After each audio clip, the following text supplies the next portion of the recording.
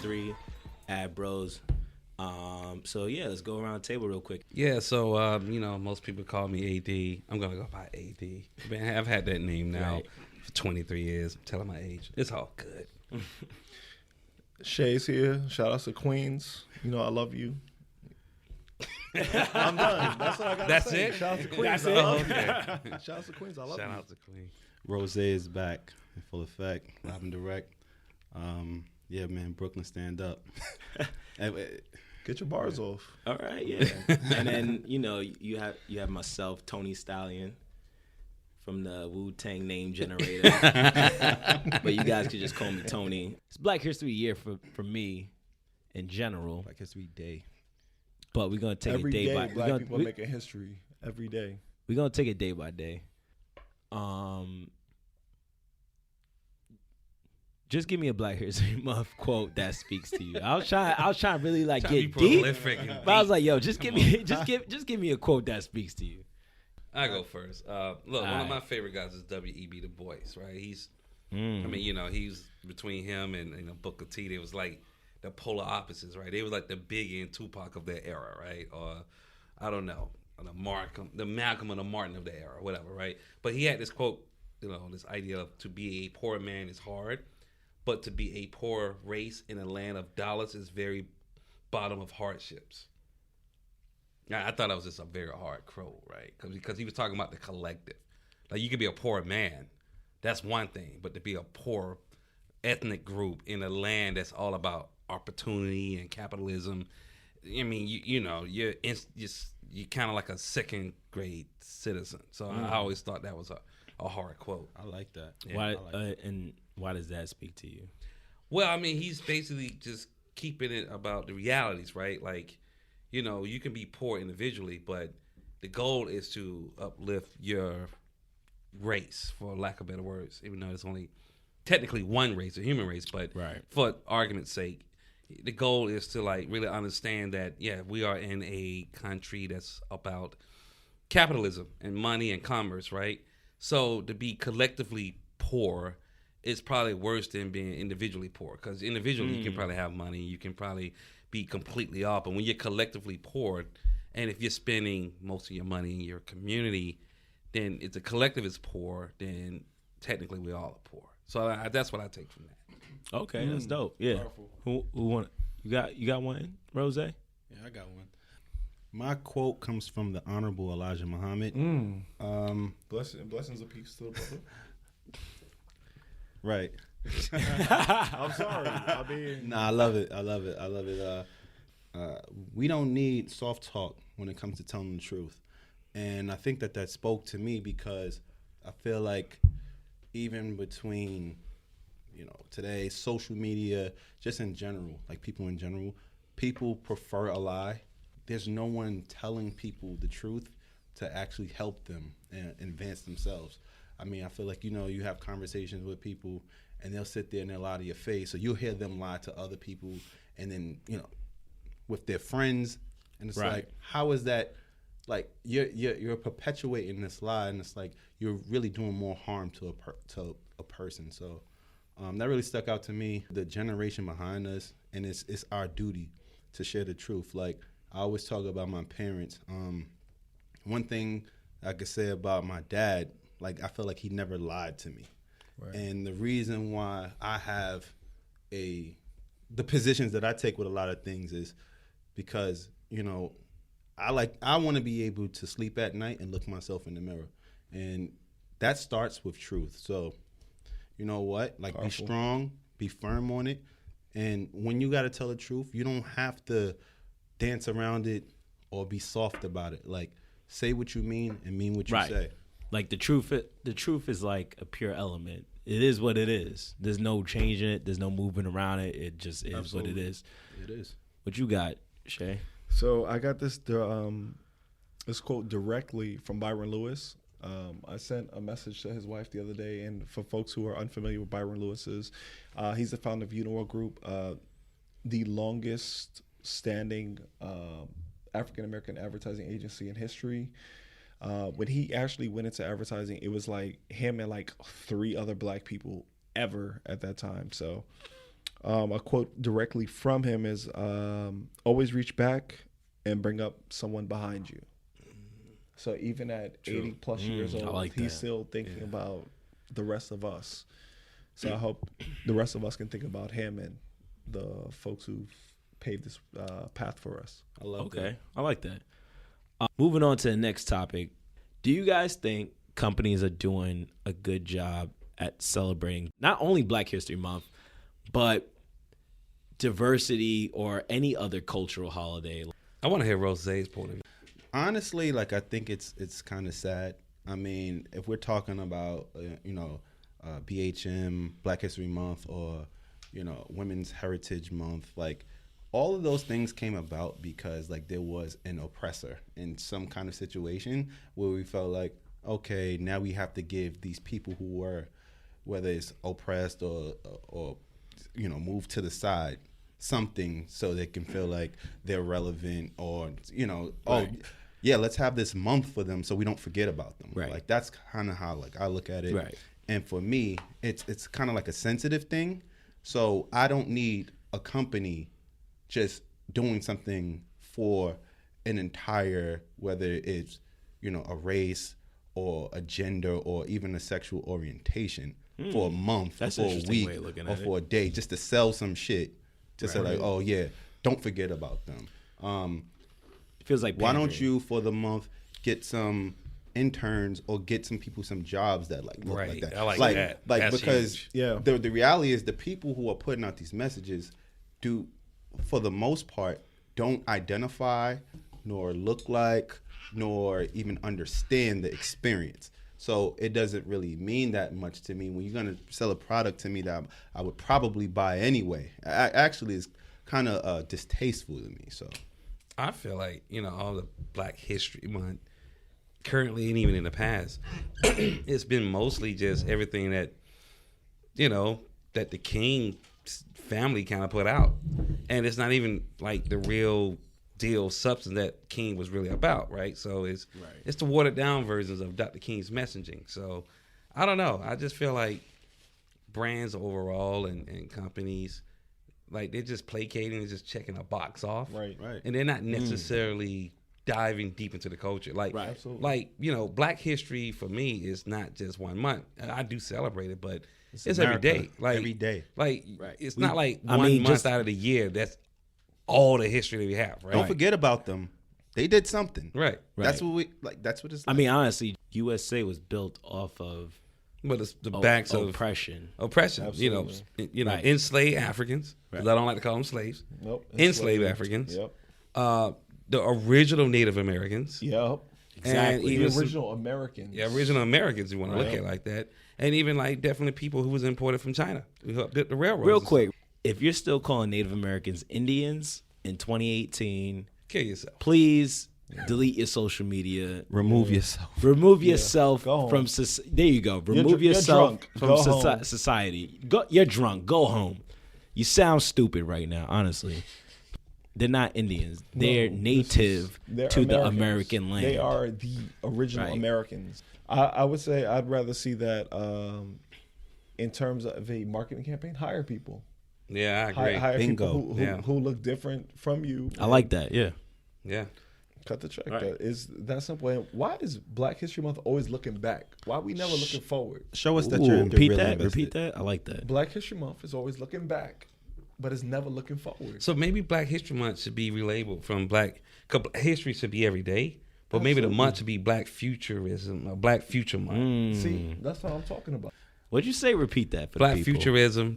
I didn't coin that, but Black Future Month. I didn't coin that either, but I'm just bringing it up Hey, though. You I know? Oh, all right. Bet. We just had saying. it. We Whoever sent created we it- sent But I mean, notice for to real. patent office If right a now. brand could, like, instead of spending money on, ads or like It's all bullshit. whatever to kind of do messaging, what if they took that money and created like an accelerator to help a young, quote unquote, Black whatever start a business? Absolutely. That'd be kind of dope, right? I love Absolutely. And that's looking forward. That's looking forward. Yeah. All right. Yeah. Moving on to the next topic. You always have to have that salary talk, that money talk. Yeah. And you gotta know what you're talking about, basically. So I guess that leads me into the topic. How do you know your worth, and how do you negotiate your worth? Let the man with let the big the money OG talk. Let the man with the big money OG talk. talk. Hey, ain't got no big money. AD I'm just got paying that big bills, money, brother. so Hey, I wanna be very Feds, clear. I'm Feds just paying listening, bills. man. Nah. We quiet money. Quiet money. Very quiet. I'm just paying bills. One of my old design instructors, creative, instructors from like college, he had this good point. He said, you as a creative are gonna have to always validate your worth, right? And he said the way you want to make more money, chances are you're gonna have to quit your current job and go to the next job. That's how you're usually gonna get a bump in pay. But if you're trying to get like a bump in terms of title, then you got to really prove yourself in terms of like what do you bring to the table. And that's something I always held on to like these last 20 plus years or so. Shout out to Mr. Shed. That guy is like, the Obi-Wan Kenobi when it comes down to this creative game. But I often tell a lot of young creators, I'm like, look, if you're trying to make more money, right, you got to really talk about how your work added to the bottom line of the company you work for or the brands that they're servicing. Because if you can't talk about it in those sense, like, yeah, it may have won some awards, but did those awards turn into more scope of work, right? And if you can't really, put like a metric behind that, you're just being emotional, and that's real. I hate to say it, but money is not an emotional thing when you asking for more of it. When you want to spend it, you can be emotional, but when you asking somebody to pay you more money, you literally have to kind of like validate why they should do that. Because otherwise, it's like, why should I give you more money when I'm pretty good giving you the money that you currently have now? And I'm not gonna say his name because I don't want too many. I want to get business, but I don't want too many people to start going in. But our tax guy. I love that guy. I love that guy. He told me the same thing. But now, what were you about to say? You about to dive into the topic. This how you get this paper. Nah, I mean, you always gotta shoot, because the worst, and I learned, and obviously throughout my life, I've learned this, like, the worst people would do is say no. Yeah, that's true. I mean, if they say no, they say no, and this is what it's gonna be. Yeah. All right. I mean, if I can't negotiate it, then it is what it is. Right. But every shot you don't take. Exactly. Facts. Exactly. I am a firm believer in I'm Kobe. I'm shooting. I appreciate my teammates being there, but I'm shooting. I believe in myself that much, and maybe to my faults, I have never stayed at a job because I needed to stay there. I work where I have to work because I need that money. Until I feel like I don't need it anymore, I can do better, I leave. That is who I am as a person. So but you're also seasoned too, so you understand it. I mean, I've never worked any job I've ever had. I've never worked it to be like, oh, because I need this money. Right. And maybe that's my fault, because I am outspoken. I share things I share my mind. I say things I don't believe in. Say things I believe in, but if I don't believe in something, I speak up and I say it. Gotcha. So I am not the spook by the door. I am not that. I'm a person who speaks their mind, and maybe it's to my detriment, but this is who I am. It's my characteristics. Gotcha. So when I talk to young people, I tell them, be who you are. If you are the person who's like, yo, I need this job and I have to keep it no matter what, keep that job. Right. Don't be me. Yeah. Because I've burnt a lot of bridges. Right. You Dame dashed a lot of situations. AD will tell you, like, I'm jammed up with a couple of people. And I lost a really significant opportunity last year because of that. But at the end of the day, I'm proud of me. Right. And I believe in me. Gotcha. And I'm going to shoot. So let me ask you a question before we get into Rose's point. How would you end the situation and not burn that bridge? For people listening, that's like, all right. I mean, you don't have to give any names, but like give us a story and how you think you could have handled that a little better to not burn that bridge. That's podcast. Well, I just want to say the bridge is already burned. Yeah, it's gone. So they ain't no. So do your thing. So I worked at a tech company with my big bro, my mentor, my homie, and I think I did pretty well when I was there, and I was able to bring business and I feel like I did a good job there. But there was one person who really didn't fuck with me like that, and I didn't fuck with her like that. And it all stems from one incident. So I was with a person, and she came to us, and you know, like how people casually have conversations and chit chat or whatever. She showed this photo of an elderly black man, obviously a fiend, who was like crazy fucked up, high on drugs or whatever. So she took a photo of him, showed it to me and this person that I was with, and then she laughed and said, "This is why we left Brooklyn and we bought our house upstate." So to me, this is automatic, like, I don't fuck with you. I don't like you now.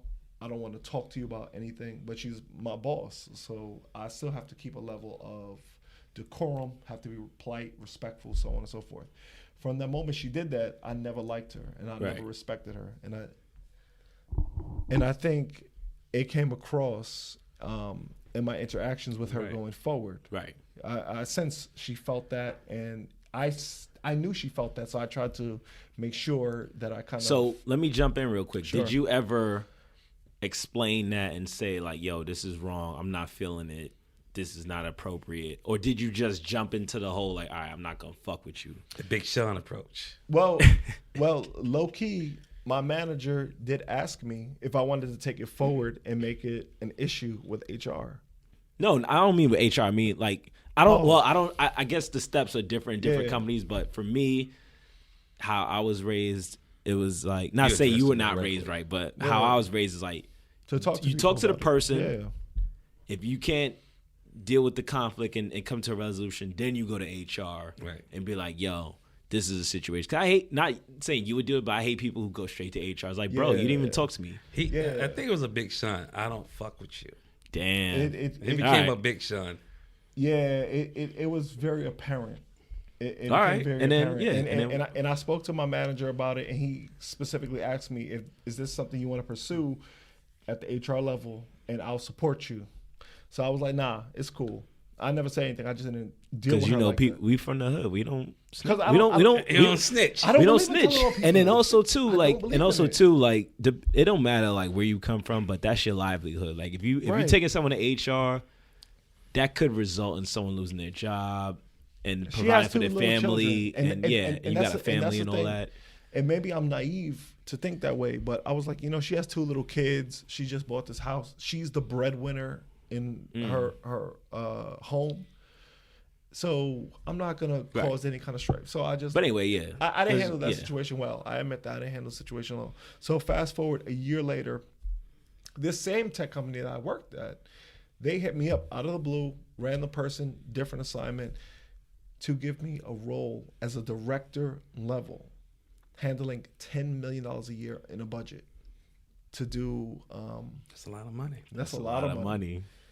I had 6 interviews. You know, some people only handle hamburgers and fries. That is a fact. And never have seen $10 million deals. Damn, homie. That is absolutely a fact. That is absolutely a fact. But they hit me up for the job. I went through 6 interviews, bro. Damn, my man you was playing like Kobe during the trial. Hey, it was trial by fire. I met the director, the vice director, the chairman. I went all the way up as high as CMO. Gotcha. Within that particular organization of the company. All right, what happened next? The last meeting I had, HR guy is like, hey, you're doing great. Here's the number we can offer you for the salary. We agree with that. Here's the perks or whatever it is. I just need you to talk to one more person. Damn. It sounds like a movie. The person that you're going to talk to, he lives in Montana, but he's moving to North Carolina. And in North Carolina, you're going to technically work out of that office with him as your equal from New York. All right, that's not a problem. I can talk to whoever. Fuck it. We got on the call, going great. It's a 30-minute call. We talked for 45 minutes. And at the 40-minute mark, he says, oh, by the way, do you know this person? I said, yes, I know her. She's nice.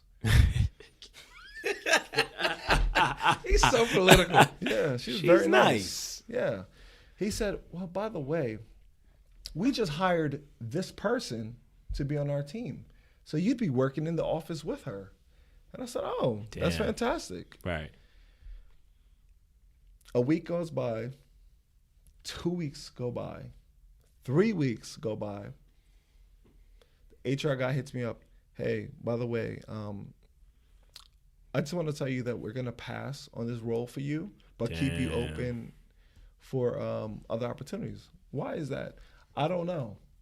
They just said that they're going to pass on you after 6 interviews.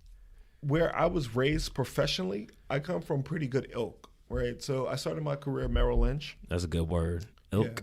Yeah, ilk. You know what I'm You're a saying? copywriter, so I know you know the Yeah, words. I'm out here trying. But when I grew up professionally, one of my, I guess he's kind of a mentor, an older black man from Guyana. He gave me his name was Mr. Giles. Mr. Giles. He gave me one piece of advice. Never say anything bad about anybody if they're a reference. Somebody refers you to them or refers them to you, never say anything about them. Because at the end of the day, we all need a job. Right. Every single one of us. Exactly. So why are you going out here like this person is terrible or they're bad or whatever? Right. It's pointless. They need a job the same way you need a job. So never do Exactly. We talk about things from culture, art, music, advertising. That's what our forte. That's where we all met. So I just kind of want to go around the table with you guys. What is like the most interesting campaign you've seen? MailChimp last year, Gotcha. they produced about 9 different kind of campaigns. What I really enjoyed about them, they were all individual. They were different, but most importantly, they were fun and they were cool. So I think that's what brands should aspire to, doing work that's cool and creative and not necessarily with an emphasis on selling a product, but rather doing something fun and innovative and keeping people interested in the platform or the product that you're going to offer. Was there one in particular that you like the most, or it was just the collection of like how they put it together? Well, I love the collection because it was never an emphasis specifically, hey, buy us or buy into this, but rather like we're gonna make something cool and fun and interesting so you can share it with your friends. It doesn't matter right now if there's a buy button at the end or like a specific call to action, but rather have fun, enjoy this, laugh. It's silly, it's stupid or whatever. Just enjoy it. I mean, the one I've been liking lately is, and you know, I'm not going to call out the agency because they're not paying me enough to say that. Love that. But I do love the fact of what Amazon has been doing with the Alexa campaign, like how Alexa lost his voice during the Super Bowl, right? I thought that was kind of cool how, you know, it kind of supplemented the voice of like Leslie Jones and Cardi B and a bunch of other different people. But also the campaign prior to that was always about being able to use your voice to control Alexa. So these guys have been using like storytelling to bring out a key feature in this speaker or this Internet of Things speaker, right? That allows you to control every aspect of the Amazon experience through your voice. But it's kind of cool when they, you know, doing the Super Bowl, how it's ideal of it losing its voice, not so much as like literally, but it could potentially lose like this brand voice or this familiarity, right? I thought that was kind of neat. So that's been like my favorite campaign, I would say, this year, because maybe I need to watch a little bit more TV. I haven't been watching a whole lot of network. I think I said in the last podcast, right? So it's been hard to kind of, you know, catch up on a lot of advertising per se, unless I'm dealing with a bunch of out of home things, just by going to work every day. Like Casper has a great, you know, out of home campaign that I think is always cool and visual, and it becomes almost like an Instagram moment. Campaign that I thought was pretty cool was Spotify, actually. So they did this entire rollout where they maximized off of leveraging like 2018 goals at the end of the year. So what they did was they used their first party data, and then they they leveraged the out of home, which is, I like how they use like different mediums of advertising to kind of connect with audiences, but they used the first party data and they took like specific songs that might have been hot. So like Cardi B was hot in 2017. So, you know, they had one where it's depending on what location or what area you lived in and it popped against that specific song, they say, oh, 2018, I'm making money moves. So I thought that was cool. I thought it was relevant. And I thought that it's great how they're using data and information to tell stories. Oh, that's and really cool. It also taps into marketers, and when marketers are saying, like, how can I leverage your platform? Like, what's so great about your platform? It's great about my platform. I have all the information. We have all the data to support it. And then, we're telling these stories that's relevant to the audiences throughout the country and globally. That's dope. All right, so I would say my favorite campaign right now, recent campaign, would be Yeezy Season 6 rollout. I think just the way that whole thing was rolled out with first, where you have like the model, you have Kim Kardashian kind of modeling each piece of clothing from this season instead of doing like a Fashion Week show.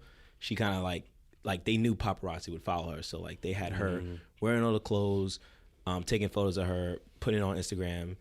Then I feel like and I could be wrong, but just from what I've seen, the next iteration was you had a bunch of models. You had Paris Hilton, who she actually used to work for, which is crazy, dressed exactly how Kim looked in these photos and go around LA and take photos, yada, yada. And then the third part that I've noticed in terms of the marketing, 34th Street, I noticed there was a lot of at-home pieces where they literally took the Instagram cutout of that photo, even with the comment section and everything, and just posted it up. Well, you think it was like some kind of, I don't know, like ad buster renegade kind of campaign in terms of the out-of-home execution level, or was it paid? I would, because it felt like some kind of earned media kind of approach. What you think, Rose? So, I mean, you tell me, Rose. Like, what do you think? I mean, I assume you have to pay for the space. Yeah, absolutely have to pay for the space. Right. I mean, unless it's like, a situation where you have like the paper and the glue, and then you just like do a roll up of it. It looked too like clean. Guerrilla marketing. It looked too clean to be guerrilla on 34th. I would say maybe on like a building.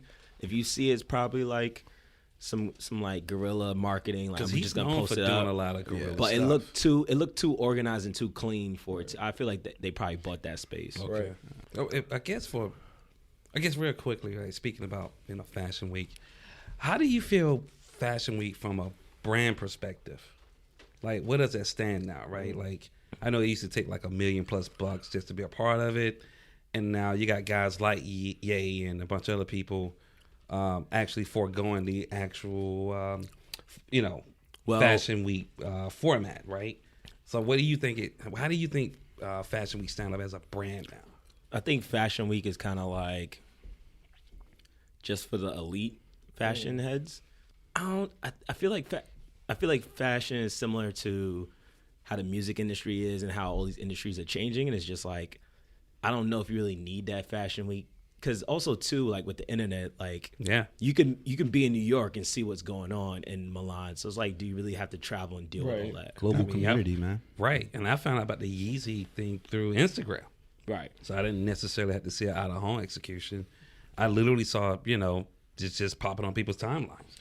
The question I've always had about Fashion Week is whether or not people actually buy the clothes that they see on Fashion Week. Because obviously the clothes that the models are wearing are very different, I think, because they're cut to a very specific size, and the relevance for the actual show that they're in. So it's like, do people actually buy like a feathered, blouse that I is, think 4 inches I of think thread or whatever? I think it's a mix. I think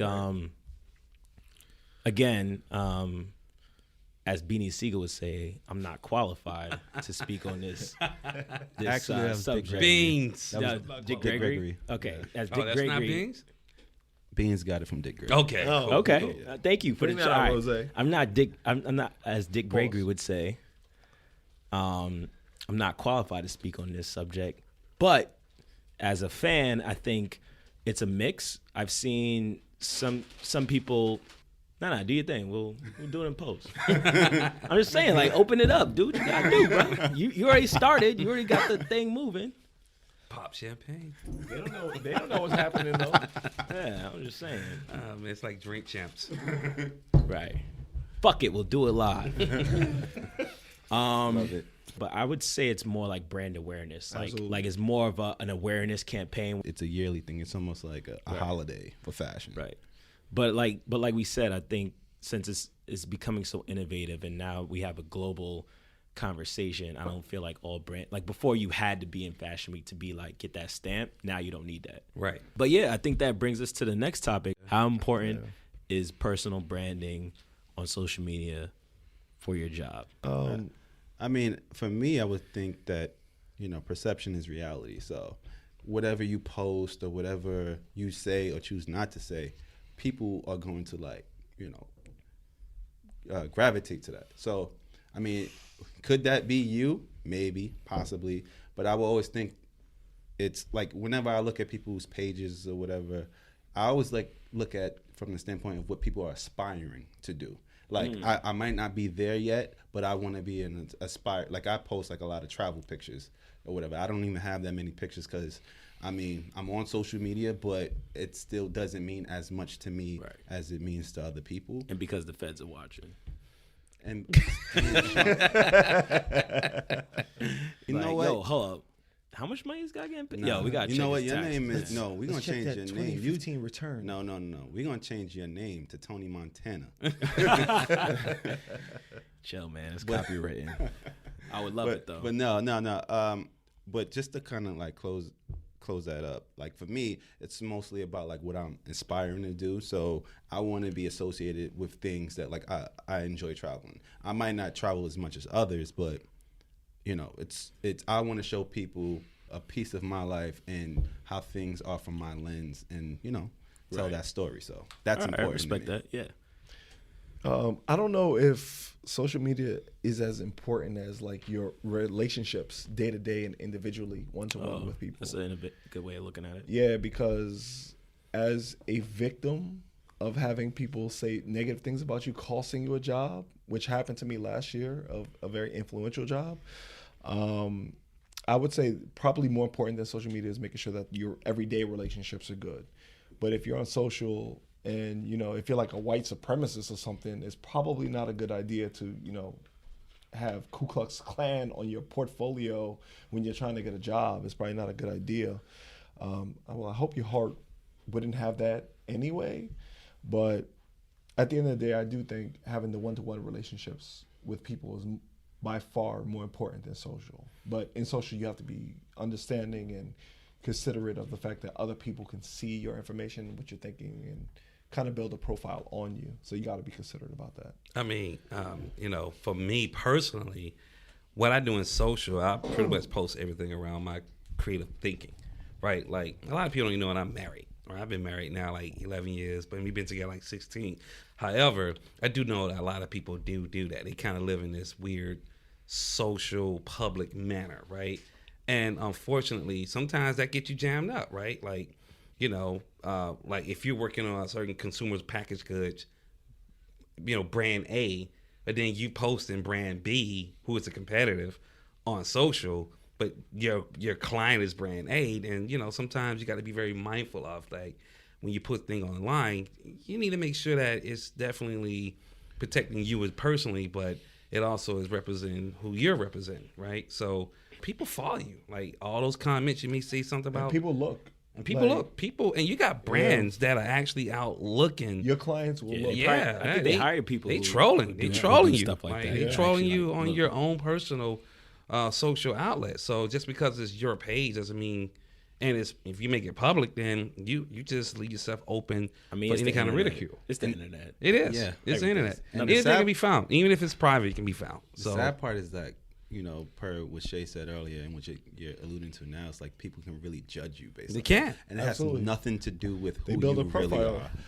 Yeah, Perception is reality, man. I mean, it could get to the point where things that you do on social.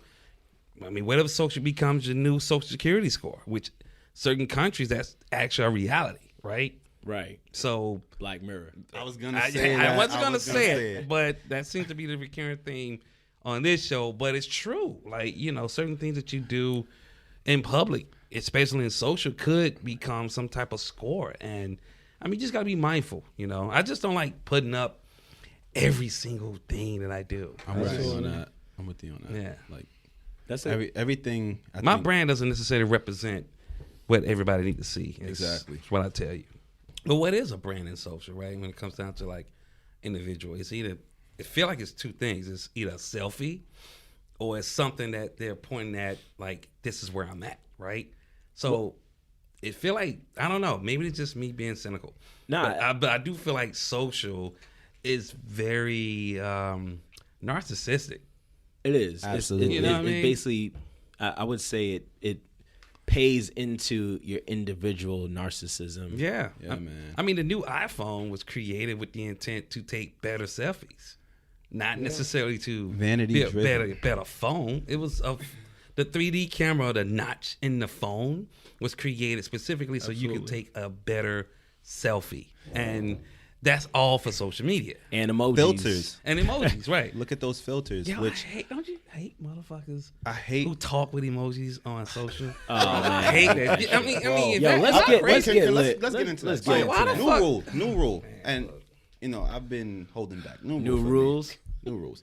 Yo, I feel like that's you. From now on, you bring in the rules, baby. The rules. Rule number one.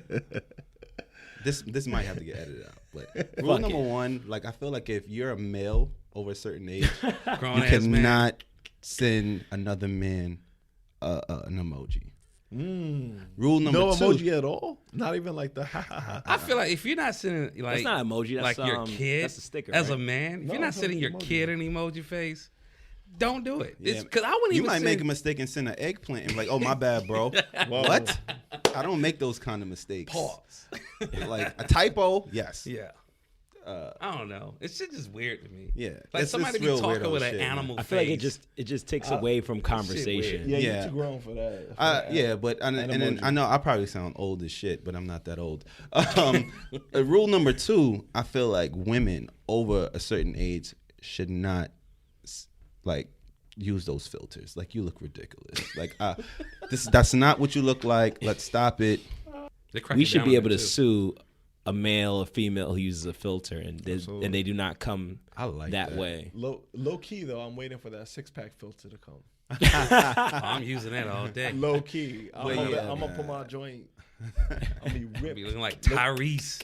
Looking like That's a bad example. What more do you want? looking like Hawaiian buns out here. Like, yo, what's up?